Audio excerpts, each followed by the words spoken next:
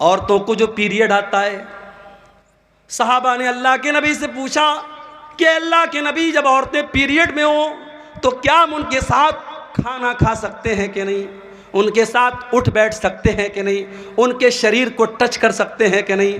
اللہ نے قرآن کی آیت نازل کر دی، وَيَسْأَلُونَكَ عَنِ الْمَحِيضِ، اے نبی لوگ آپ سے سوال کرتے ہیں عورتوں کے پیریڈ کے بارے میں، قُلْ هُوَ أَذًى، آپ بتا دیجئے کہ وہ عورتوں کے لیے تکلیف کا ٹائم ہوتا ہے، وہ عورتوں کے لیے تکلیف کا ٹائم ہوتا ہے، فَاعْتَزِلُوا النِّسَاءَ فِي الْمَحِيضِ، جب پیریڈ کا ٹائم آ جائے تو عورتوں سے دور رہنا۔ دور رہنے کا مطلب یہ ہے ان سے سمبند نہیں بنانا، ان سے تعلق قائم مت کرنا۔ فَإِذَا تَطَهَّرْنَ، جب ان کا پیریڈ ختم ہو جائے، وہ پاک ہو جائیں، وہ غسل کر لیں، فَاتُوهُنَّ مِنْ حَيْثُ أَمَرَكُمُ اللَّهُ، تو اے مسلمانوں اب تم اپنی بیوی سے ملاقات کر سکتے ہو اس طریقے سے جس طریقے سے اللہ تعالیٰ نے تم کو حکم دیا ہے۔ اس کے بعد فرمایا کہ ان اللہ یحب التوابین ویحب المتطہرین، اللہ تعالیٰ کو توبہ کرنے والے لوگ پسند ہیں اور اللہ تعالیٰ کو پاک صاف لوگ پسند ہیں، پاک صاف لوگ پسند ہیں۔ غیر مسلم کو دیکھو، کھڑا ہو کے پیشاب کرتا ہے، پیٹ کی زپ کھولا، پیشاب کیا، پیٹ کی زپ بند، کام ختم۔ پیشاب کہاں پڑا؟ شریر پہ پڑا، ہاتھ میں پڑا، پیر پہ پڑا، کپڑے پہ پڑا، کوئی مطلب نہیں۔ مسلمان کہیں بھی چلا جائے وہ یا تو پانی تلاش کرے گا، پانی نہیں ہے کنکر پتھر تلاش کرے گا، بغیر استنجا کیے، بغیر پاکی اور صفائی کیے وہ پیشاب نہیں کرے گا۔ اور یہی فرق ہے ہمارے اور دوسروں کے بیچ میں، ہمارے نبی نے ہمیں پیشاب اور پاخانہ کرنے کے آداب بھی بتائے ہیں میرے بھائی، استنجا کرنے کے آداب بھی بتائے ہیں، کیسے استنجا کرنا ہے اور کیسے نہیں کرنا ہے۔ صفائی ستھرائی ہمارے دین کے اندر ہے۔ جمعہ کے دن تو غسل کرنا واجب ہے، ضروری ہے، کمپلسری ہے۔ اکثر علماء کہتے ہیں حدیث کے جو الفاظ ہیں کہ جمعہ کے دن غسل کرنا واجب ہے، اس لیے بلا کسی مجبوری کے اور بلا کسی بیماری کے جمعہ کے دن گنجائش نہیں ہے، جمعہ کے دن تو ہر حال میں آپ کو غسل کرنا ہے۔ ناپاک ہو گئے آپ، بیوی سے ملاقات آپ نے کر لی، اب شریعت کہہ رہی ہے آپ قرآن نہیں چھو سکتے، آپ نماز نہیں پڑھ سکتے، پہلے جا کر کے غسل کیجئے، پاکی حاصل کیجئے، اس کے بعد آپ نماز پڑھیے۔ میرے پیارے ساتھیوں، ہمارے دین سے زیادہ پاکی صفائی آپ کو کہاں ملے گی؟ ہمارے دین میں سب سے اہم عبادت نماز ہے اور نماز کے لیے پاکی کا ہونا ضروری ہے۔ اگر پانی کے ذریعے پاکی ہو رہی ہے بہت اچھی بات ہے، اگر پانی اویلیبل نہیں ہے، اگر پانی نہیں مل رہا ہے، اللہ تعالیٰ قرآن میں کہتا ہے فَتَيَمَّمُوا صَعِيدًا طَيِّبًا، اگر پانی نہیں مل رہا ہے یا تم بیمار ہو گئے ہو اور پانی کا استعمال کرنے سے اور زیادہ بیمار ہونے کا ڈر ہے تو تم تیمم کر لیا کرو، پاک مٹی کے ذریعے پاکی حاصل کر لیا کرو۔ تو اسلام کے اندر پاکی کی بڑی اہمیت ہے۔ کپڑا بھی پاک ہونا چاہیے، نماز آپ پڑھ رہے ہیں وہ جگہ بھی پاک ہونی چاہیے، اور سب سے بڑھ کر جسم کو جتنا بھی پاک کر لیا، اگر اندر سے انسان گندا ہے، مشرک ہے اور اندر سے نجس اور ناپاک ہے تو وہ جتنا بھی صابن سے اور شیمپو سے نہا لے کوئی مطلب نہیں اس کا۔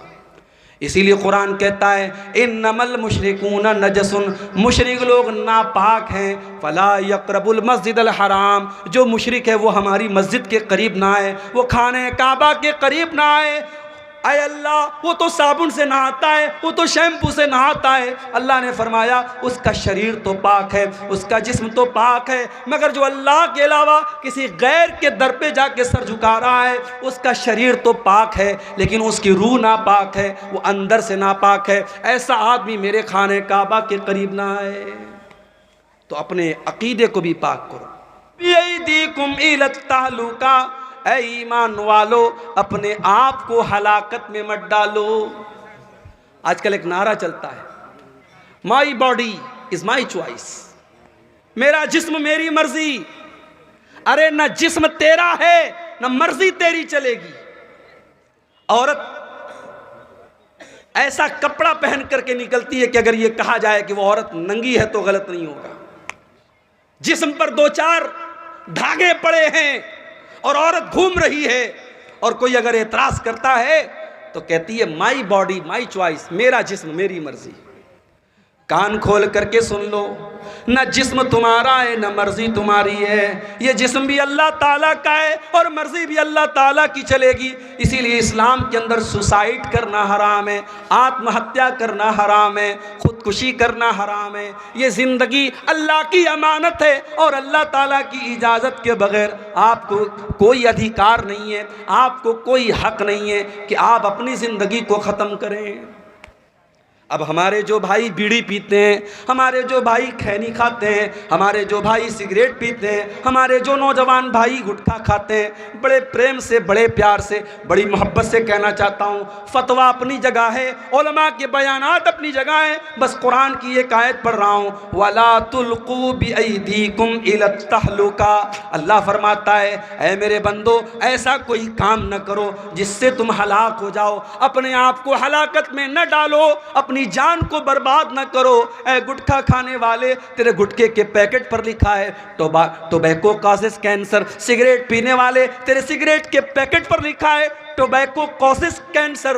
ٹوبیکو کے استعمال سے، تمباکو کے استعمال سے کینسر ہوتا ہے۔ اور ہم نے دیکھا ہے کتنے پان کھانے والے، کتنے سگریٹ پینے والے، کتنے بیڑی پینے والے جب کینسر کے مریض ہو گئے، 2-4 مہینے تڑپتے رہے، پھر بڑی بری موت وہ مر کر کے اللہ کے ہاں چلے گئے۔ میرے پیارے ساتھیوں، ایسی کوئی چیز مت کھاؤ، ایسا کوئی کام نہ کرو جس کی وجہ سے تم اپنے شریر کو برباد کر رہے ہو، اپنی کڈنی کو برباد کر رہے ہو، اپنے پھیپھڑے کو برباد کر رہے ہو۔ وَلَا تُلْقُوا بِأَيْدِيكُمْ إِلَى التَّهْلُكَةِ۔ اللہ فرما رہا ہے اپنے آپ کو ہلاکت میں مت ڈالو۔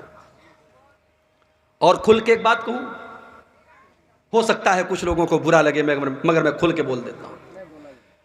موبائل کا دور ہے، انٹرنیٹ کا دور ہے، ہم جانتے ہیں موبائل کی اسکرین کے اوپر انگلی کے ٹچ سے کون کون سی چیزیں آپ کے سامنے آ جائیں گی، شاید کسی نے سوچا بھی نہیں تھا پہلے کے دور میں۔ آج گندگی کا سارا سیلاب ہمارے نوجوان کے ہاتھوں میں ہے، رات کا اندھیرا ہے، کمرے کی تنہائی ہے، آپ کا موبائل اسکرین ہے اور آپ کیا دیکھ رہے ہیں یا تو آپ جانتے ہیں یا آپ کا رب جانتا ہے۔ کتنے ہمارے نوجوان ہیں اس طریقے کے گندے ویڈیوز دیکھتے ہیں، پھر اس کے بعد وہ اپنی جوانی کو برباد کرتے ہیں، اور جب ان کی شادی ہوتی ہے اپنی بیوی کا حق ادا کرنے کے قابل بھی نہیں ہوتے ہیں۔ میں اپنے نوجوان ساتھیوں سے بڑی محبت سے کہنا چاہتا ہوں، بھائی میرے، اپنے جسم کو برباد نہ کر، اپنی جوانی کو برباد نہ کر، کل تجھے پچھتانا پڑے گا۔ وَلَا تُلْقُوا بِأَيْدِيكُمْ إِلَى التَّهْلُكَةِ۔ اپنے آپ کو ہلاکت میں نہ ڈالو، کوئی ایسا کام نہ کرو جس کی وجہ سے تم ہلاک ہو جاؤ، تمہاری آنکھیں برباد ہو جائیں، تمہارا جسم برباد ہو جائے، تمہاری جوانی برباد ہو جائے، تمہاری عزت برباد ہو جائے۔ اپنی بہنوں سے بھی کہنا چاہوں گا، موبائل استعمال کرو، میں منع نہیں کرتا، سوشل میڈیا کا استعمال کرو، میں منع نہیں کرتا، مگر حرام کیا ہے، حلال کیا ہے، جائز کیا ہے، ناجائز کیا ہے، صحیح کیا ہے، غلط کیا ہے، اس کا ڈفرنس ہمیشہ کرتے رہنا، اس کا فرق ہمیشہ کرتے رہنا۔ کوئی ایسا قدم نہ اٹھانا جس سے آپ کی عزت خطرے میں پڑ جائے، آپ کا ایمان خطرے میں پڑ جائے۔ وَلَا تُلْقُوا بِأَيْدِيكُمْ إِلَى التَّهْلُكَةِ۔ اپنے آپ کو ہلاکت میں نہ ڈالنا۔ اور آگے اللہ کیا فرماتا ہے، وَأَحْسِنُوا وَأَحْسِنُوا إِنَّ اللَّهَ يُحِبُّ الْمُحْسِنِينَ۔ اور اے میرے بندو، احسان کیا کرو، اللہ تعالیٰ کو احسان کرنے والوں سے پیار ہے، اللہ احسان کرنے والوں سے پیار کرتا ہے، احسان کرنے والوں سے محبت کرتا ہے۔ اب یہ احسان کیا چیز ہے، نوٹ کر لو میری بات۔ شریعت میں احسان 3 چیزوں کو بولتے ہیں۔ احسان کا پہلا مطلب، میں نماز پڑھ رہا ہوں، اب نماز پڑھنے کا 2 مقصد ہو سکتا ہے۔ ایک مقصد تو یہ ہو سکتا ہے میں اس لیے نماز پڑھ رہا ہوں کہ گاؤں کے لوگ یہ نہ کہے کہ بے نمازی ہے، میں نماز پڑھ رہا ہوں اس لیے پڑھ رہا ہوں کہ میرا باپ یہ نہ بولے کہ میں بے نمازی ہوں، میں نماز پڑھ رہا ہوں اس لیے پڑھ رہا ہوں کہ گاؤں والے بولے کہ یہ بڑا متقی آدمی ہے، بڑا نیک آدمی ہے۔ ایک مقصد تو یہ ہو سکتا ہے، اور ایک مقصد یہ ہوتا ہے میں نماز اس لیے پڑھ رہا ہوں کہ 5 ٹائم کی نماز میرے اوپر اللہ نے فرض قرار دی ہے، اگر میں نماز نہیں پڑھوں گا اللہ کیا مجھے جواب دینا پڑے گا، اللہ کیا عذاب ملے گا، اللہ کی سزا کے ڈر سے اور اللہ کو راضی کرنے کے لیے میں نماز پڑھ رہا ہوں۔ میرے پیارے ساتھیوں، احسان یہی ہے کہ آپ جو بھی کام کریں، جو بھی نیکی نیکی کریں، مقصد لوگوں کو دکھانا نہ ہو، مقصد پبلک کو دکھانا نہ ہو، مقصد اللہ تعالیٰ کو راضی کرنا ہو۔ اسی لیے اللہ کے نبی احسان کا مطلب بیان کرتے ہوئے فرماتے ہیں ان تعبد اللہ کأنک تراہ۔ احسان یہ ہے کہ تم اللہ کی عبادت جب کرو تو یہ سوچ کر کے کرو کہ تم اللہ کو دیکھ رہے ہو۔ فإن لم تکن تراہ، اور اگر تم یہ سوچ نہیں سکتے کہ تم اللہ کو دیکھ رہے ہو، فإنہ یراک، تو تم یہ سوچ کر کے نماز پڑھو، تم یہ سوچ کر کے عبادت کرو کہ اللہ تعالیٰ مجھ کو دیکھ رہا ہے۔ میرے پیارے ساتھیوں، یہ احساس اگر آپ کے اندر ہے، اسی کا نام احسان ہے۔ آج کون اللہ سے ڈرتا ہے؟ دکان کے اوپر کیمرہ لگا ہوا ہے، جا کے پوچھو دکاندار سے تو نے کیمرہ کیوں لگایا؟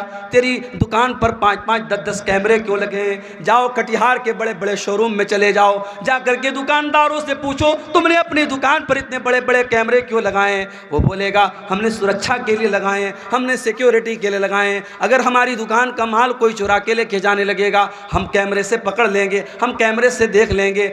آج کیمرہ لگ گیا، سامان چوری ہونے بند ہو گئے۔ آج کیمرہ لگ گیا، دلی کے اندر لڑکیوں سے چھیڑ چھاڑ کم ہو گئی۔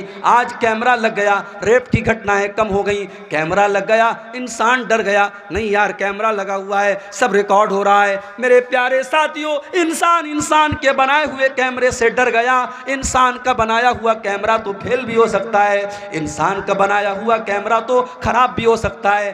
انسان کا بنا ہوا کیمرہ تار سے اور وائر سے چل رہا ہے، انٹرنیٹ سے چل رہا ہے، انٹرنیٹ رک گیا، وائر کٹ گیا، تار کٹ گیا، لائٹ آف ہو گئی، کیمرے نے کام کرنا بند کر دیا۔ میرے پیارے ساتھیوں، ایک کیمرہ اللہ تعالیٰ نے بھی ہمارے اور آپ کے اوپر لگایا ہے، اور یہ کیمرہ لائٹ سے نہیں چلتا، یہ کیمرہ بیٹری سے نہیں چلتا، یہ کیمرہ انورٹر سے نہیں چلتا، یہ اللہ تعالیٰ کی قدرت سے چلتا ہے، اور یہ کیمرہ کبھی بند ہونے والا نہیں ہے۔ وَإِنَّ عَلَيْكُمْ لَحَافِظِينَ كِرَامًا کاتبین یعلمون ما تفعلون۔ میرے بندو، ہم نے تمہارے اعمال کو ریکارڈ کرنے کے لیے، ہم نے تمہاری حرکتوں کو نوٹ کرنے کے لیے، ہم نے کرامن کاتبین کو مقرر کر دیا ہے، جو تمہاری ایک ایک ایکٹیویٹی کو، ایک ایک عمل کو ریکارڈ کر رہے ہیں۔ تم جو بھی کر رہے ہو سب لکھا جا رہا ہے، تم میرے فرشتوں سے کچھ چھپا نہیں سکتے۔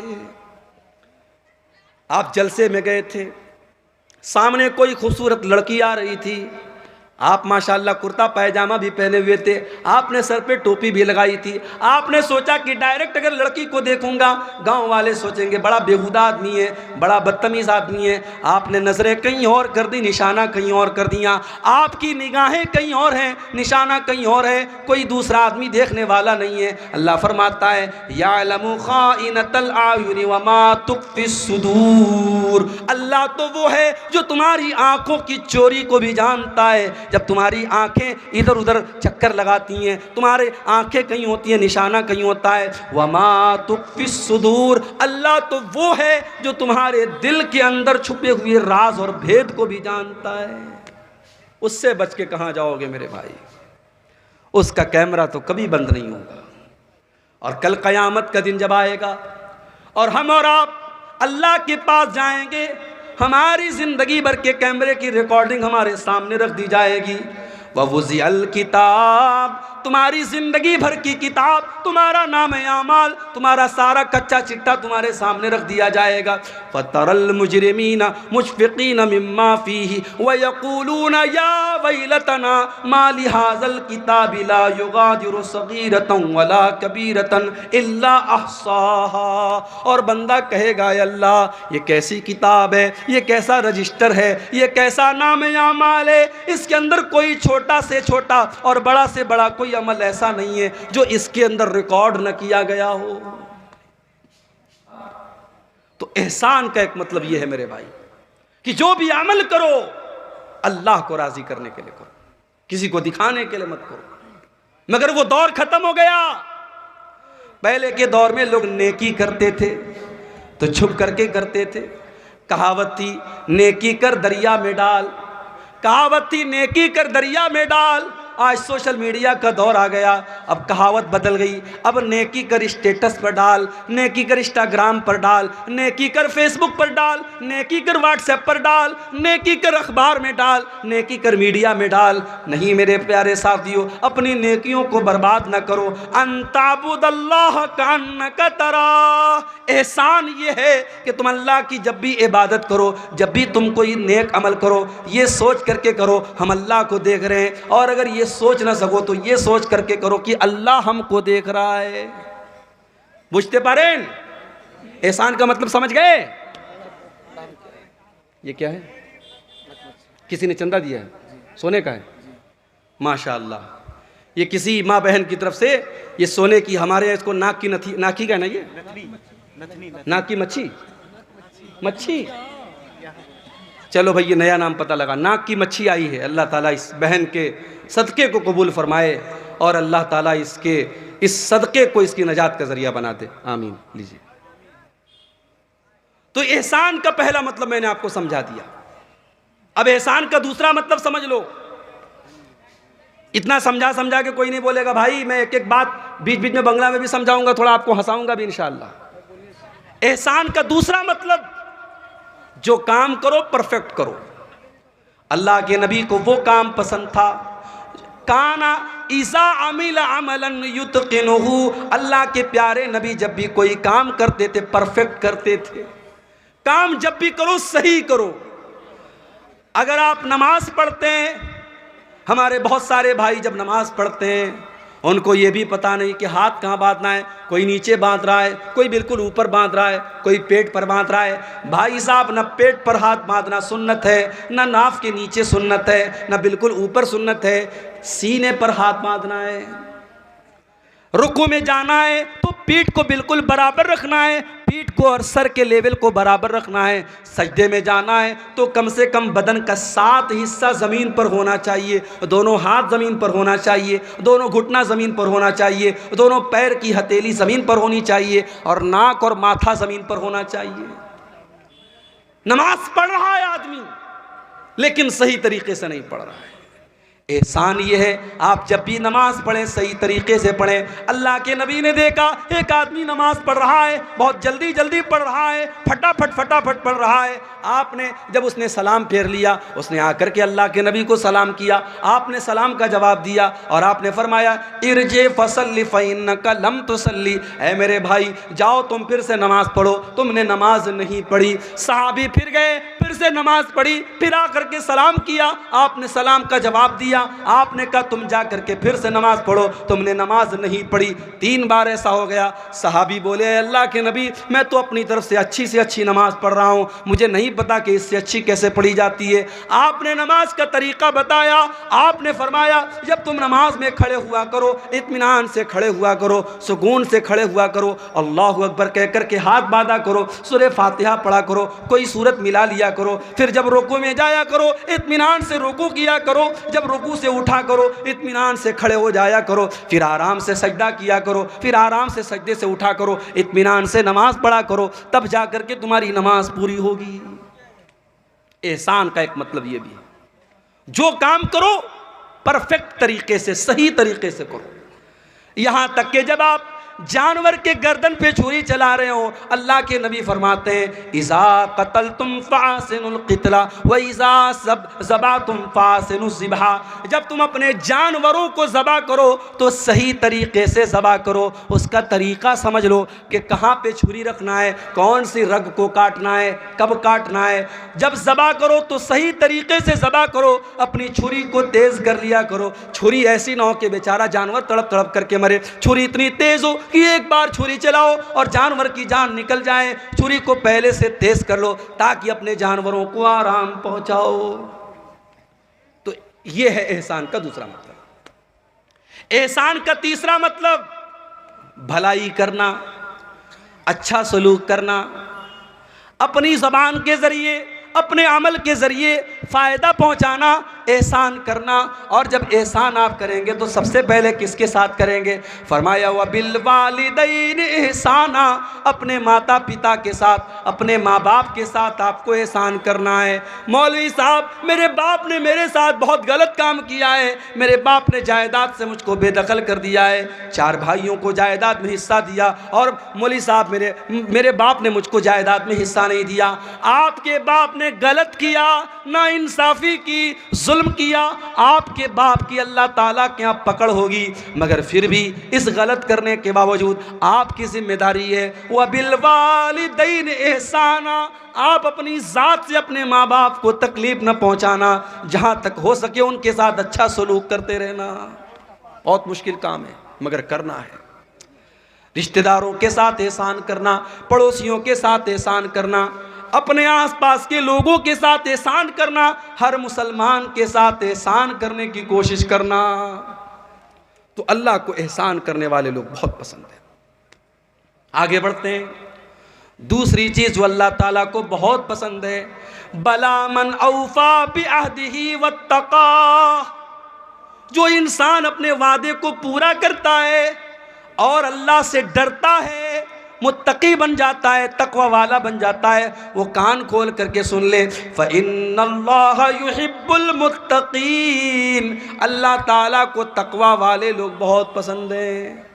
تقوی کس کو کہتے ہیں؟ تقوی کا ارتھ کیا ہے؟ تقوی کا مطلب کیا ہے؟ چلیے آپ کو بتا دیتا ہوں.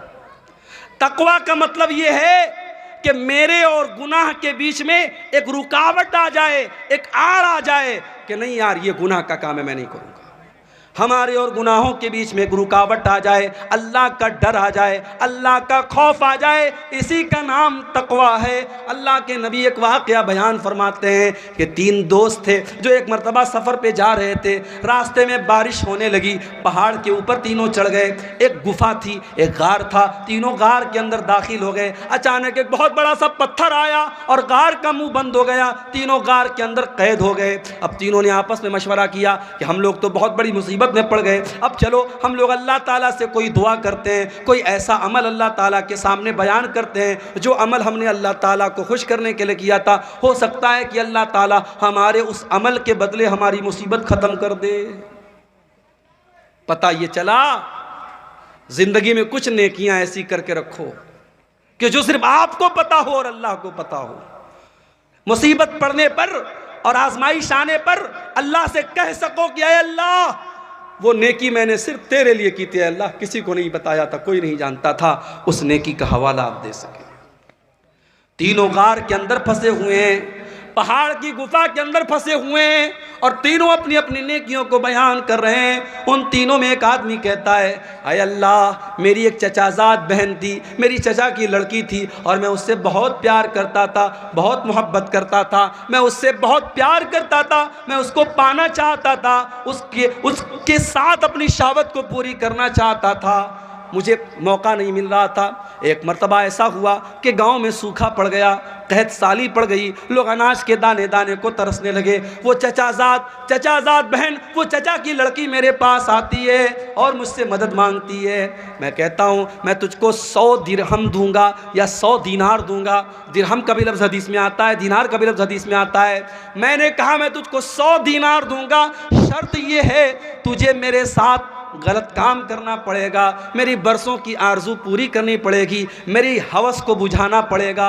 اے اللہ وہ مجبور اور بے کس لڑکی حالات سے مجبور ہو کر کے میرے ساتھ اس غلط کام کے لیے تیار ہو جاتی ہے. اور جب وہ ٹائم آتا ہے، جب وہ وقت آتا ہے جب میں اس کے ساتھ بدکاری کرنے والا تھا، غلط کام کرنے والا تھا، زناکاری کرنے والا تھا، عین موقع پر اس لڑکی کی زبان سے ایک لفظ نکلتا ہے، وہ کہتی ہے اتق اللہ، اتق اللہ، اے فلاں بن فلاں، اے میرے چچا کے بیٹے اللہ سے ڈر، ولا تفز الخاتم الا بحقہ، جس چیز کو تجھے ادھیکار نہیں ہے استعمال کرنے کا اس چیز کو تو استعمال نہ کر، جس چیز پر تیرا حق نہیں ہے اس چیز پر تو اپنا حق استعمال نہ کر۔ اے اللہ جب تیرا نام میں نے اس لڑکی کے منہ سے سنا میں ڈر گیا، میں نے فوراً اپنا ارادہ چینج کر دیا، میں نے اس کو پیسہ بھی دے دیا، میں نے دینار بھی دے دیا اور اپنے غلط کام سے میں نے توبہ کر لی۔ اے اللہ اگر یہ سچا عمل میں نے تیرے ڈر سے کیا ہے، اے اللہ ہماری مصیبت کو دور کر دے۔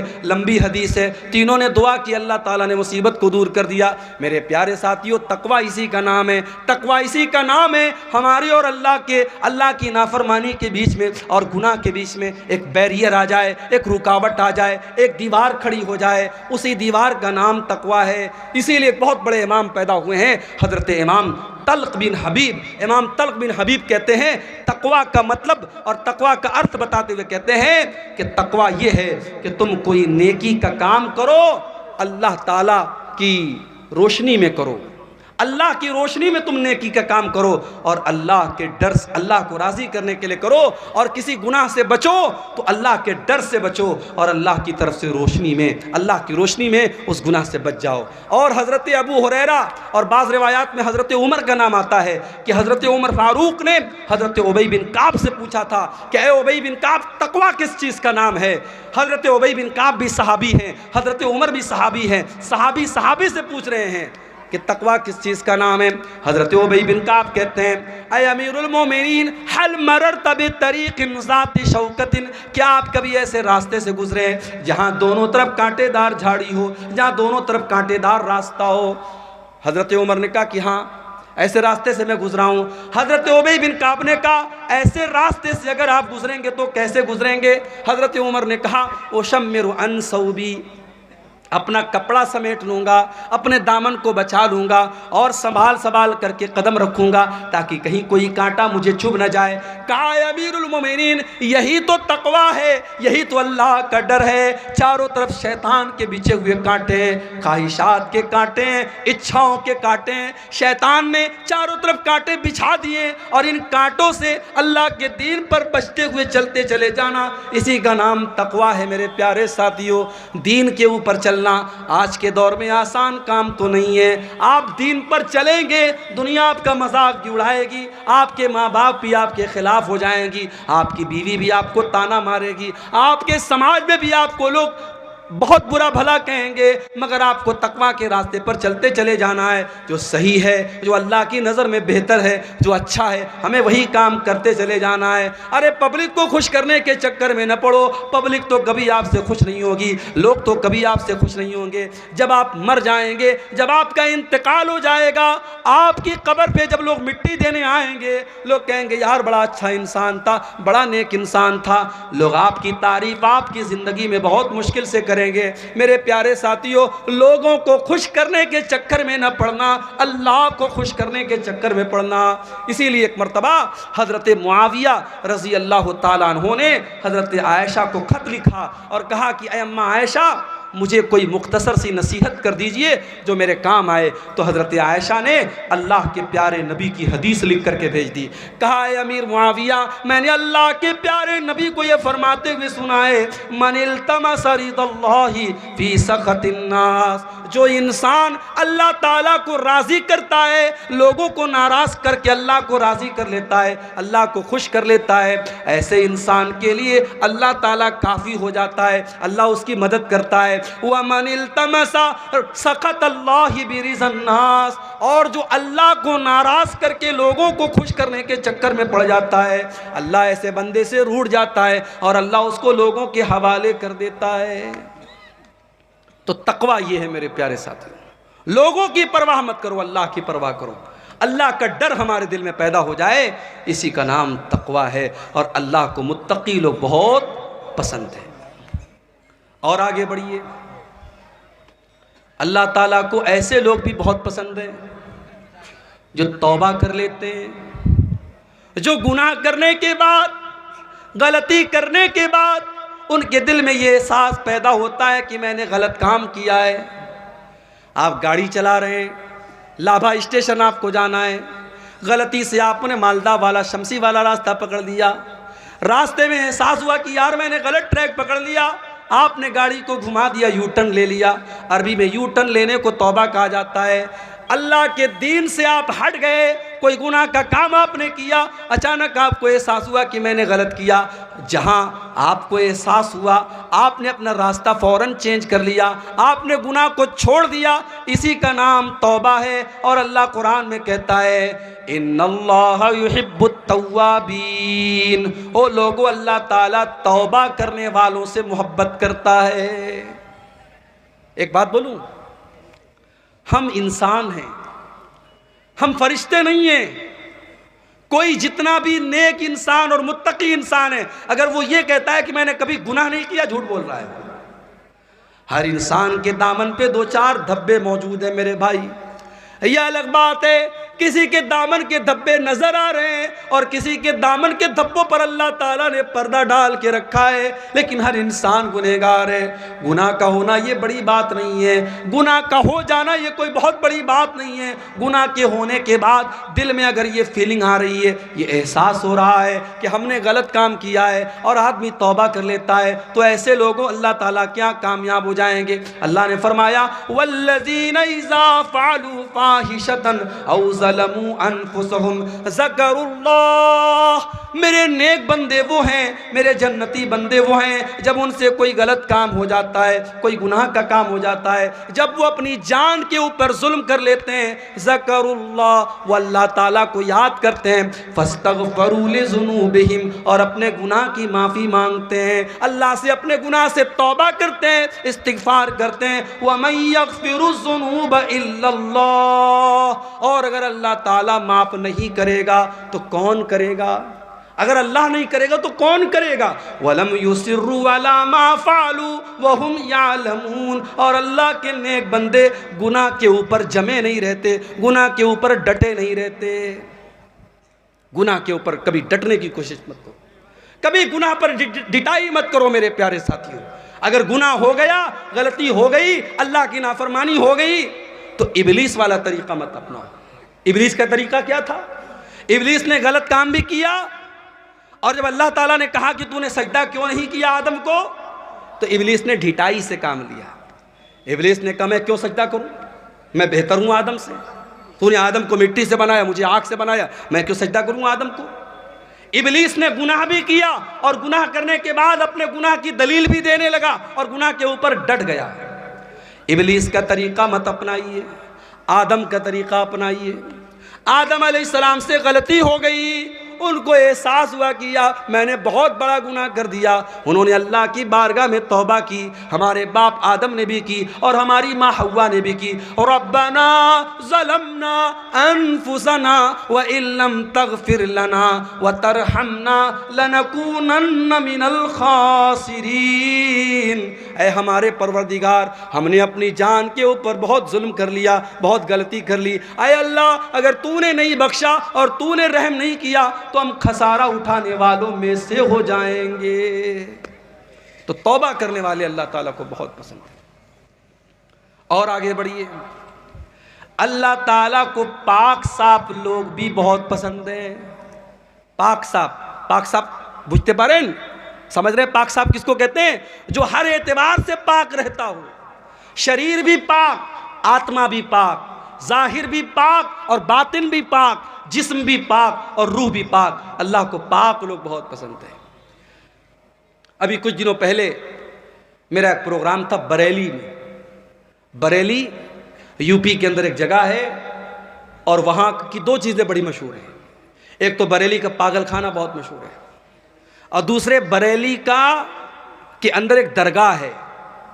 ایک بریلوی عالم تھے، ان کا نام تھا مولانا احمد رضا خان بریلوی، تو ان کی قبر ہے وہاں پہ، ان کو اعلیٰ حضرت کہا جاتا ہے۔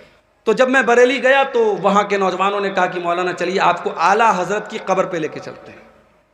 میں نے کہا چلو دیکھتے ہیں، میں بھی تھوڑا سا اس طریقے کی جگہوں پر جا کے چیک کرتا ہوں کیا کیا ہو رہا ہے۔ گیا میں، ابھی اعلیٰ حضرت کی قبر بہت دور ہے، دور سے ہی جہاں سڑک شروع ہو رہی ہے راستے میں لکھا ہوا ہے راہ اعلیٰ حضرت، یہ اعلیٰ حضرت کا راستہ ہے، یہ اعلیٰ حضرت کی درگاہ پہ جانے والا راستہ ہے۔ بہرحال میں گیا اندر، جیسے جیسے میں اندر جا رہا ہوں چادر کی دکانیں، پھول مالا کی دکانیں، ٹوپی کی دکان، گھڑی بھی مل رہی ہے تو گھڑی کے اوپر اعلیٰ حضرت کا نشان بنا ہوا ہے، کیلنڈر مل رہا ہے، کیلنڈر پر اعلیٰ حضرت کا نشان، ٹوپی مل رہی، ٹوپی پر اعلیٰ حضرت کا نشان۔ جب میں قبر کے پاس پہنچا، یا مزار کہہ لیجئے، مزار کے پاس پہنچا، تو دیکھا کہ ایک طرف مردوں کی بھیڑ ہے، ایک طرف عورتوں کی بھیڑ ہے، اندر لوگ جا رہے ہیں، اور اندر جانے کے بعد لوگ ایسے ہاتھ مات کے جیسے ہم نماز میں کھڑے ہوتے ہیں، قبر کے پاس کھڑے ہو رہے ہیں اور اعلیٰ حضرت سے جو ہے دعا مانگ رہے ہیں۔ اس کے بعد پیچھے پیر واپس آ رہے ہیں۔ سوچو میرے بھائی، مسجد میں آدمی جاتا ہے تو سیدھے سیدھے جاتا ہے، سیدھے سیدھے چل کے آتا ہے، مگر کسی بزرگ کی قبر پہ جا رہا ہے، اس کی اتنی عزت کر رہا ہے، اس کا اتنا احترام کر رہا ہے کہ سیدھے اگر جا رہا ہے تو پھر الٹے ادھر پیٹ کر کے نہیں آتا ہے، بلکہ ویسے ہی لوٹتا ہے تاکہ بزرگ کی بے حرمتی نہ ہو جائے، ان کی بے عزتی نہ ہو جائے۔ یہ منظر میں نے دیکھا، مجھے قرآن کی آیت یاد آئی، ان اللہ یحب التوابین وَيُحِبُّ الْمُتَطَّہِرِينَ۔ اللہ تعالیٰ پاک لوگوں سے محبت کرتا ہے۔ میرے پیارے ساتھیوں، جو انسان اللہ کے علاوہ کسی قبر پہ جا کے سر جھکاتا ہے، کسی درگاہ پہ جا کے سر جھکاتا ہے، کسی پیڑ کے پاس جا کے سر جھکاتا ہے، کسی پتھر کے بت کے آگے سر جھکا رہا ہے، وہ جتنا بھی پرفیوم سے نہا لے، وہ خوشبو میں بسا لے، وہ نہا لے، وہ غسل کر لے، وہ ناپاک ہی رہے گا، وہ پاک نہیں ہو سکتا ہے۔ اللہ کیا پاک وہ ہے جس کا دل پاک ہو، جس کا عقیدہ پاک ہو، جس کے دل میں ایمان ہو، جس کے دل میں توحید ہو۔ اور پاک ہونے کا ایک اور مطلب بھی سمجھ لو میرے پیارے ساتھیوں، آپ کا دل بھی پاک ہونا چاہیے۔ آپ کے دل میں کسی مسلمان بھائی کے لیے کینہ کپٹ نہیں ہونا چاہیے، کسی مسلمان بھائی کے لیے چھل کپٹ نہیں ہونا چاہیے، کسی مسلمان بھائی کے لیے دھوکہ دھڑی نہیں ہونی چاہیے۔ اللہ کے نبی کے ایک صحابی ہیں، ایک مرتبہ اللہ کے نبی صحابہ کے ساتھ بیٹھے ہوئے تھے، اچانک آپ نے صحابہ سے کہا، اس دروازے سے ایک ایسا انسان آنے والا ہے جو جنت میں جائے گا، ایک جنتی آنے والا ہے۔ صحابہ نے اپنی نظریں دروازے کی طرف ٹکا دی، دیکھے کون آ رہا ہے۔ صحابہ نے دیکھا کہ ایک انصاری صحابی وضو کر کے چلے آ رہے ہیں، اور داڑھی سے وضو کا پانی ٹپک رہا ہے، اور ہاتھوں میں جوتا چپل لے کے چلے آ رہے ہیں۔ صحابہ نے سوچا چلو ہوگی ان کے اندر کوئی خاص بات۔ دوسرا دن پھر آیا، پھر اللہ کے نبی نے فرمایا ایک جنتی آدمی آنے والا ہے۔ وہی سیم صحابی اسی سیم کنڈیشن میں ہاتھوں میں جوتا چپل لے کے اور وضو کر کے چلے آ رہے ہیں، داڑھی سے وضو کا پانی ٹپک رہا ہے۔ 3 دن تک لگاتار ایسا ہوتا ہے۔ ایک صحابی کہتے ہیں میں پتہ لگانے کے لیے اس انصاری صحابی کے پیچھے پیچھے گیا۔ جب وہ اپنے گھر میں جانے لگے، میں نے کہا میرے انصاری بھائی، میرے باپ سے جھگڑا ہو گیا ہے، اور میں نے قسم کھائی ہے میں 3 دن تک اپنے باپ کے گھر میں نہیں جاؤں گا۔ اے میرے انصاری بھائی، کیا 3 دن تک آپ مجھے اپنا مہمان بنا لیں گے؟ کیا اپنے ساتھ اپنے گھر میں رکھیں گے؟ انصاری صحابی نے کہا کوئی بات نہیں، آپ 3 دن تک میرے مہمان بن جائیے۔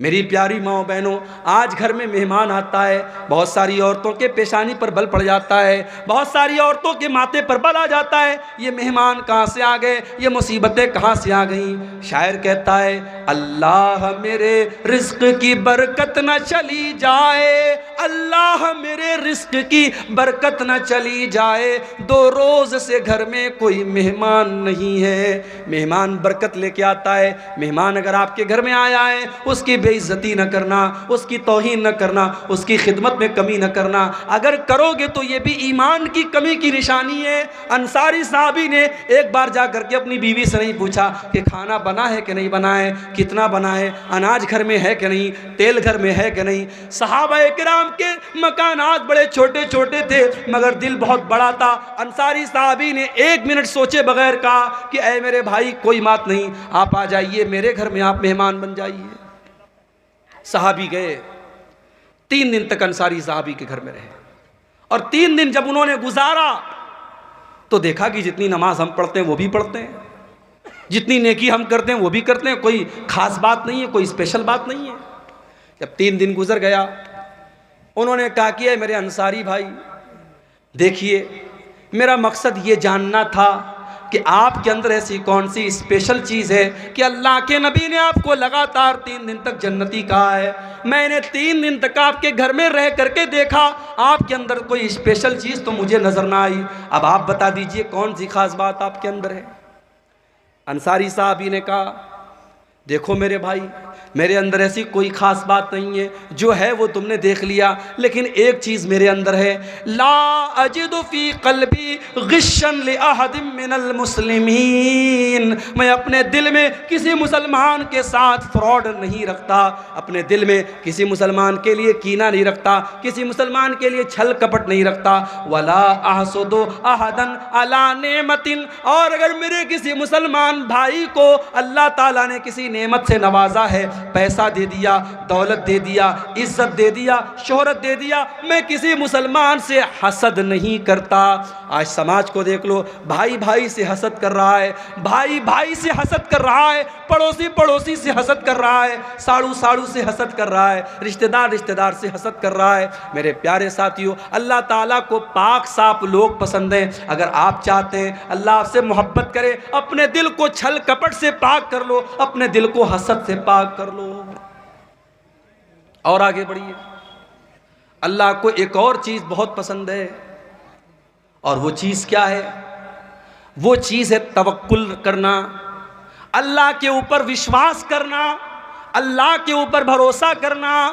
اللہ نے فرمایا فَإِذَا عَزَمْتَ فَتَوَكَّلْ عَلَى اللَّهِ إِنَّ اللَّهَ يُحِبُّ الْمُتَوَكِّلِينَ۔ اے نبی، جب آپ کسی کام کا فیصلہ کیجئے تو اللہ کے اوپر بھروسہ کر لیجئے، اللہ تعالیٰ کو ایسے لوگ پسند ہیں جو اللہ کے اوپر بھروسہ کرتے ہیں۔ آپ لوگ کرتے ہیں کہ نہیں بھروسہ اللہ تعالیٰ کے اوپر؟ بولیں بھائی، کرتے ہیں آپ؟ چلیے ایک حدیث سناتا ہوں آپ کو، پتہ لگ جائے گا کتنا کرتے ہیں آپ۔ بخاری شریف کی روایت ہے، اللہ کے نبی کہتے ہیں کہ مجھے دکھایا گیا میری امت کا منظر، میں نے آسمان میں دیکھا، بہت بڑی بھیڑ مجھے نظر آئی، میں نے سمجھا یہ میری امت کے لوگ ہیں۔ مجھے بتایا گیا کہ یہ موسیٰ علیہ السلام کی قوم کے لوگ ہیں۔ پھر اس کے بعد میں نے اور دیکھا آسمان کے اوپر، چاروں طرف مجھے آدمی ہی آدمی نظر آ رہے ہیں، انسان ہی انسان نظر آ رہے ہیں۔ میں نے پوچھا یہ کون لوگ ہیں؟ جواب ملا یہ آپ کی امت کے لوگ ہیں، یہ آپ کی امت کے لوگ ہیں، یہ مسلمان لوگ ہیں۔ اور یہ جتنی بھیڑ آپ کو نظر آ رہی ہے، اس میں 70,000 ایسے لوگ ہیں جو بغیر حساب کے اور بغیر عذاب کے جنت میں جائیں گے، ان سے کوئی حساب نہیں لیا جائے گا، ان کو 1 منٹ کے لیے عذاب بھی نہیں دیا جائے گا، ان کو ڈائریکٹ جنت میں ڈالا جائے گا۔ اتنا بیان کیا اللہ کے نبی نے، چلے گئے۔ اب صحابہ کرام آپس میں چرچا کرنے لگے، ڈیبیٹ کرنے لگے، بحث کرنے لگے، گفتگو کرنے لگے کہ وہ 70,000 کون لوگ ہوں گے جو بغیر حساب کے اور بغیر عذاب کے ڈائریکٹ جنت میں جائیں گے۔ کچھ صحابہ نے کہا یہ وہ لوگ ہوں گے جو ایمان کی حالت میں پیدا ہوئے، جنہوں نے زندگی میں کبھی شرک نہیں کیا۔ صحابہ نے سوچا ہم لوگ تو پہلے شرک کرتے تھے، پہلے گناہ کا کام کرتے تھے، ہم تو نہیں ہو سکتے، ہماری آنے والی نسلیں ہو سکتی ہیں، ہماری اولاد ہو سکتی ہے۔ کچھ صحابہ نے کہا کہ نہیں نہیں، یہ وہ لوگ ہیں جو اللہ کے نبی کے صحابی ہیں، جو اللہ کے نبی کے ساتھی ہیں، جنہوں نے نبی کا ساتھ دیا ہے۔ صحابہ کرام اپنے اپنے وچار کو پیش کرنے لگے۔ اتنے میں اللہ کے نبی واپس نکلے۔ آپ نے پوچھا کیا بات ہے، کس بات پر اتنی بحث ہو رہی ہے، آپ لوگوں کی چرچا کا وشے کیا ہے؟ صحابہ نے کہا اللہ کے نبی ابھی آپ نے بیان کیا 70,000 مسلمان جنت میں ڈائریکٹ جائیں گے بغیر حساب کے بغیر عذاب کے۔ اے اللہ کے نبی ہم جاننا چاہتے ہیں وہ کون لوگ ہیں؟ آپ نے فرمایا 70,000 بغیر حساب کے جنت میں جانے والوں کے اندر 4 کوالٹی ہوگی، 4 چیزیں ہوں گی۔ هم الذین لا یسترقون ولا یکتوون ولا یتطیرون وعلی ربهم یتوکلون۔ ان کے اندر 4 چیزیں ہوں گی۔ پہلی چیز وہ جھاڑ پھونک نہیں کرواتے ہیں۔ جھاڑ پھونک دعا پڑھ کر کے جھاڑ پھونک کرنا، دعا پڑھ کے کسی کو پھونکنا، دم کرنا، اس کو جھاڑ پھونک بولتے ہیں۔ اب جھاڑ پھونک 2 طرح کا ہوتا ہے، ایک صحیح ایک غلط۔ صحیح کیا ہے؟ قرآن کی آیتوں کو پڑھ کے دم کرنا، نبی کی سکھائی گئی دعاؤں کو پڑھ کے دم کرنا، یہ صحیح ہے۔ غلط کیا ہے؟ کچھ عطا پتہ نہیں الٹی سیدھی چیزیں پڑھ کے دم کرنا، کوئی انتر منتر جنتر تنتر منتر پڑھ کے دم کرنا، یہ غلط ہے۔ اور آج بہت سارے ڈھونگی لوگ ہیں مارکیٹ کے اندر، بچے کو نظر لگئی، ہمارے گاؤں کی عورتیں جاتی ہیں، پتہ ہے اس انسان کے پاس کوئی نالج نہیں ہے، کوئی علم نہیں ہے، ڈھونگی ایک نمبر کا ہے، ناٹک باز ایک نمبر کا ہے، بچے کو لے کے جاتی ہے اور کر کے وہ دم کر دیتا ہے اور یہ سمجھتی ہے صاحب میرا بچہ ٹھیک ہو گیا، اور اس بابا کی عقیدت ان کے دل میں اتر جاتی ہے۔ یاد رکھو میرے بھائی، دم کرنا اور جھاڑ پھونک کرنا اگر قرآن سے ہو رہا ہے اور نبی کی دعاؤں سے ہو رہا ہے تب تو جائز ہے، اور اگر حرام چیزوں سے ہو رہا ہے تو ناجائز ہے۔ اور جو 70,000 لوگ بغیر حساب کے جنت میں جائیں گے ان کی پہچان یہ ہوگی کہ وہ جھاڑ پھونک کرواتے ہی نہیں ہوں گے۔ کیا مطلب یہ کہ وہ خود سیکھتے ہوں گے۔ ایک ہوتا ہے کہ آپ ڈاکٹر کے پاس جا کے علاج کرواتے ہیں، اور ایک یہ ہوتا ہے کہ آپ خود علاج کرنا سیکھ لیتے ہیں۔ آپ نبی کی دعاؤں کو سیکھ لیجئے، آپ قرآن کی آیتوں کو سیکھ لیجئے۔ بچے کو نظر لگ جائے، بچہ بیمار ہو جائے، بڑا سمپل طریقہ آپ کو بتا رہا ہوں، کچھ نہیں کرنا ہے، سورہ فاتحہ پڑھ کے دم کر دو۔ 7 بار سورہ فاتحہ پڑھ لو۔ علامہ ابن تیمیہ نے لکھا ہے، علامہ ابن قیم نے لکھا ہے کہ سورہ فاتحہ کے اندر بہت ساری بیماریوں سے شفا ہے۔ 7 مرتبہ سورہ فاتحہ آپ نے پڑھ دیا، اور سورہ فلق اور سورہ ناس، قل اعوذ برب الفلق اور قل اعوذ برب الناس، یہ پڑھ کے آپ دم کر دیجئے۔ اسی طریقے سے اللہ کے نبی نے ایک دعا سکھائی، اعیذک بکلمات اللہ التامہ من کل شیطان وہامہ ومن کل عین لامہ۔ اے میرے بچے، میں تجھ کو اللہ کی پناہ میں دے رہا ہوں ہر شیطان سے، ہر مصیبت سے اور ہر بری نظر سے۔ یہ دعا پڑھ کے دم کر دو، بچے کو کوئی نظر نہیں لگے گی، نظر لگی ہوگی تو بچہ ٹھیک ہو جائے گا۔ اب آج کے دور میں چونکہ فاسٹ فوڈ کا زمانہ ہے، ہر انسان کو ریڈی میڈ چیزیں چاہیے، تو ہم کیا کرتے ہیں، ہم دعاؤں کو سیکھتے نہیں ہیں، ہم مولوی صاحب سے جا کے دم کرواتے ہیں۔ اللہ کے نبی نے فرمایا اگر بغیر حساب کے جنت میں جانا ہے تو جھاڑ پھونک کروانا مت سیکھو، کرنا سیکھو۔ بچہ بیمار ہے، بیوی بیمار ہے، بیٹی بیمار ہے، خود پڑھ کے دم کر لو، دوسرے سے کرانے کی نوبت نہ آئے۔ یہ پہلی پہچان ہے۔ اور دوسری پہچان، ولا یکتمون، اور اپنے بدن کو دغواتے نہیں ہیں۔ پہلے کے دور میں علاج کا ایک طریقہ تھا کہ جہاں زخم ہوتا تھا وہاں پہ آگ سے اس کو داغ دیتے تھے، آگ کے ذریعے اس کو داغ کر کے علاج کرتے تھے۔ جائز ہے مگر بہتر نہیں ہے۔ اللہ کے نبی نے کہا 70,000 جو بغیر حساب کے جنت میں جائیں گے وہ اپنے بدن کو دغواتے نہیں ہیں۔ ولا یتطیرون، اور وہ کسی چیز سے بدشگونی نہیں لیتے، کسی چیز کو منحوس نہیں سمجھتے۔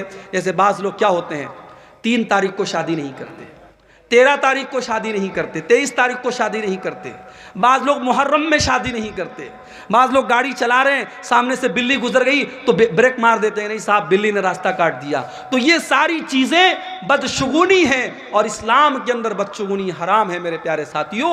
اسلام کے اندر کوئی بھی چیز، کوئی بھی جگہ، کوئی بھی انسان سے شگون لینا، برا شگون لینا یہ جائز نہیں ہے۔ اللہ کے وہ 70,000 بندے جو بغیر حساب کے جنت میں جائیں گے وہ کسی چیز سے بدشگونی نہیں لیتے۔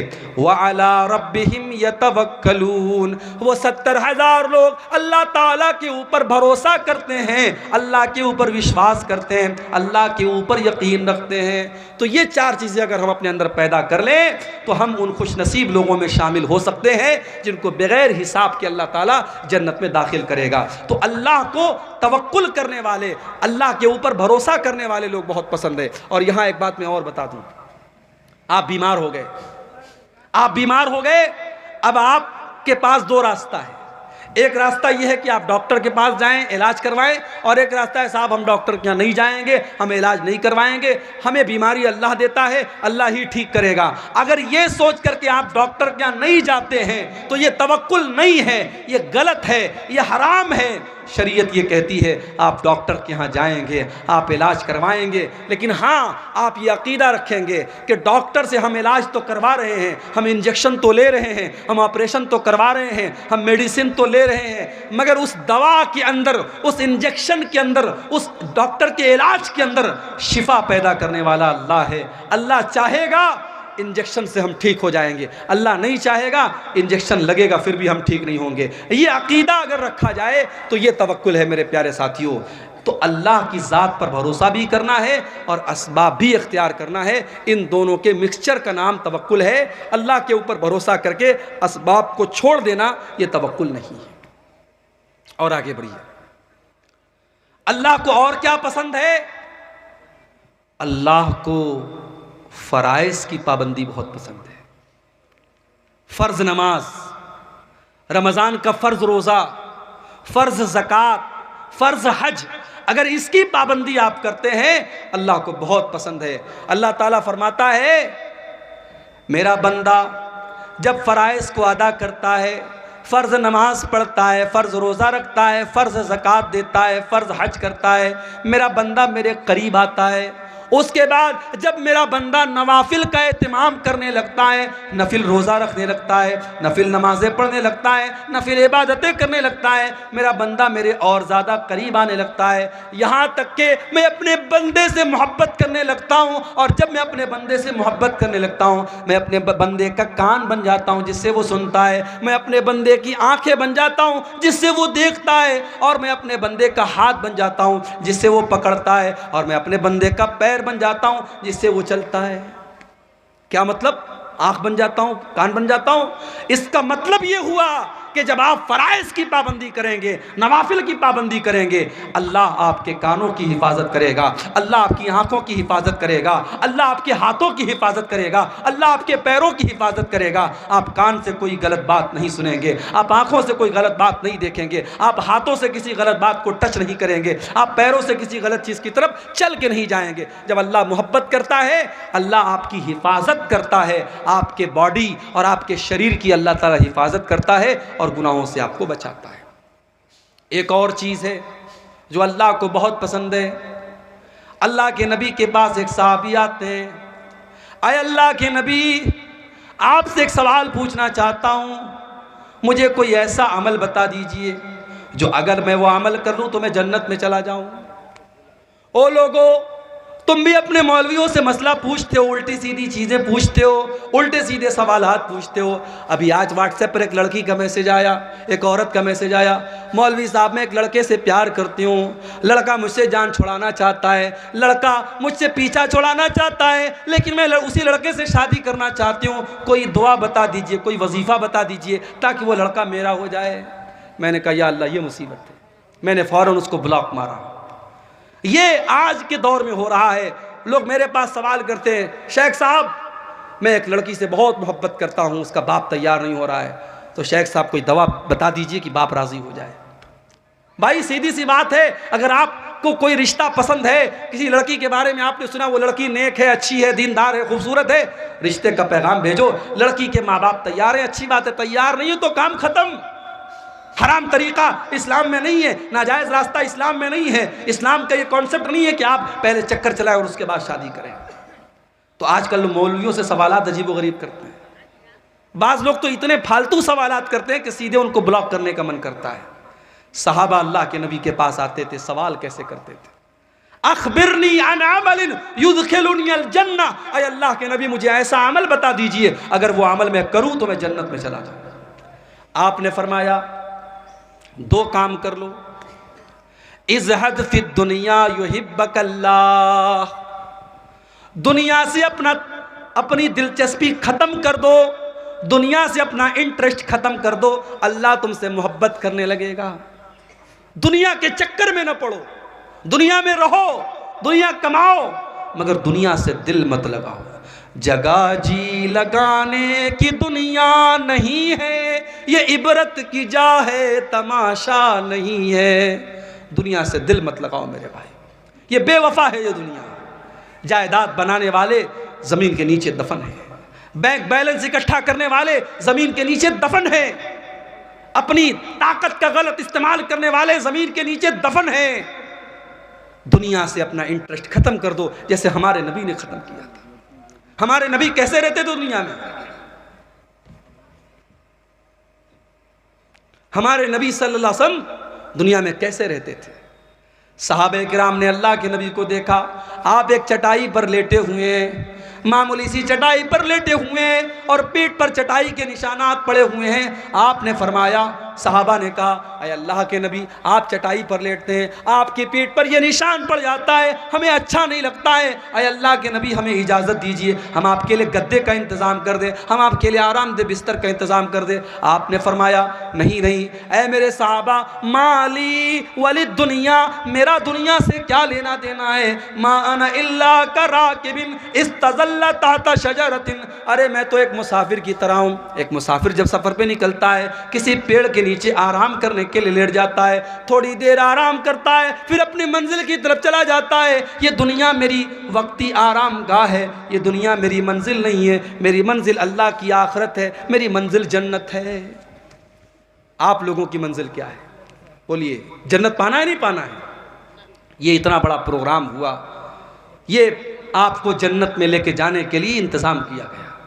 یہاں پہ آپ نے جو دان خیرات چندہ دیا ہے وہ انشاءاللہ وہ آپ کے گناہوں کا کفارہ اور آپ کو جنت میں لے کے جانے کا ذریعہ بنے گا۔ آئیے، رات کا آخری ٹائم ہے، جاتے جاتے اپنی ماں بہنوں سے بھی کہنا چاہوں گا، آپ سے بھی کہنا چاہوں گا، جاتے جاتے اپنی جنت کی تیاری کر کے جائیے، ادارے کے لیے تعاون کرتے ہوئے جائیے میرے بھائیوں۔ اور میں سب کے لیے دعا کرتا ہوں، اللہ جو بھی اس ادارے کو تعاون کر کے جائے اللہ سب کی مغفرت فرمائے اور سب کو جنت کا حقدار بنائے۔ تو اللہ کے نبی نے فرمایا، اگر تم یہ چاہتے ہو کہ اللہ تم سے محبت کرے تو دنیا سے بے رغبت ہو جاؤ، دنیا سے اپنا انٹرسٹ ختم کر لو، اور اگر یہ چاہتے ہو کہ لوگ مجھ سے محبت کریں تو لوگوں سے بے پرواہ ہو جاؤ، لالچ مت کرو، لوگوں کے ہاتھ اور لوگوں کے پیسے کی طرف نظر مت ڈالو، لوگوں سے اپنے آپ کو بے نیاز کر لو، لوگ تم سے محبت کرنے لگیں گے۔ لوگ لالچی لوگوں سے لوگ محبت نہیں کرتے، لوگ خوددار لوگوں سے محبت کرتے ہیں۔ تو یہ راز بتایا اللہ کے نبی نے۔ اور ایک آخری چیز بیان کر رہا ہوں، میں سمجھ رہا ہوں کہ آپ کا صبر اور رات کا آخری ٹائم ہے، صبر اور برداشت کی انتہا ہو رہی ہے، کافی دیر سے آپ خطاب سن رہے ہیں، ایک آخری چیز بیان کر کے بات ختم کرتا ہوں۔ اللہ تعالیٰ کو ایسے لوگ بھی بہت پسند ہیں میرے پیارے ساتھیوں، جو اللہ کی راہ میں جہاد کرتے ہیں، جو موقع پڑنے پر اللہ کی راہ میں اپنا سب کچھ قربان کر دیتے ہیں۔ اللہ نے فرمایا سورہ صف کے اندر قرآن کے 28ویں پارے میں، ان اللہ یحب الذین یقاتلون صفا کأنہم بنیان مرصوص، اللہ تعالیٰ ان لوگوں سے محبت کرتا ہے جو اللہ کی راہ میں۔ ساحل عالم صاحب نے یہ 500 روپے کا چندہ دیا ہے، اللہ ان کے اس چندے کو قبول فرمائے، اللہ ان کی دنیا اور آخرت میں ان کو کامیاب کرے۔ میرے پیارے ساتھیوں، آئیے اور جاتے جاتے اس ادارے کو تعاون کر کے جائیے، اللہ آپ کے چندے کو، آپ کے دان کو قبول فرمائے۔ اللہ تعالیٰ کو وہ لوگ پسند ہیں جو اپنی جان، اپنا مال، اپنا ٹائم اللہ کی راہ میں قربان کرتے ہیں۔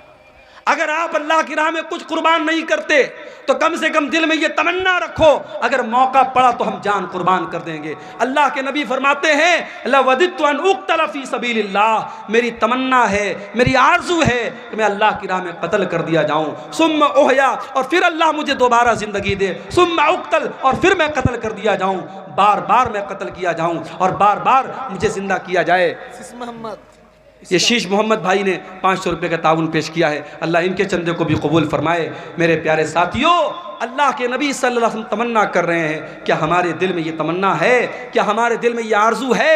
آئیے یہ تڑپ اور یہ آرزو بھی ہم اپنے اندر پیدا کریں، اللہ کے دین کے لیے، اللہ کی رضا کے لیے۔ ہم سے صدام حسین بھائی نے 500 روپے کا تعاون پیش کیا ہے، اللہ ان کے چندے کو بھی قبول فرمائے۔ میرے پیارے ساتھیوں، اللہ کے دین کے لیے قربانی کرنے کا جذبہ پیدا کیجئے، یہ جذبہ بھی بہت بڑی چیز ہے۔ آپ کچھ نہیں کرتے، اگر یہ جذبہ ہے تو وقت پڑنے پر آپ دین کے لیے بہت کچھ کر سکتے ہیں۔ آئیے ہم اللہ سے دعا کریں، رب العالمین ہم نے جو سنا ہے، جو ہم تجھے راضی کرنے والے اور تیرے محبوب جو اعمال ہم نے سنے ہیں، اللہ ان اعمال کو اپنے اندر پیدا کرنے کی ہم سب کو توفیق عطا فرمائے۔ رب العالمین ہمیں جب تک دنیا میں زندہ رکھے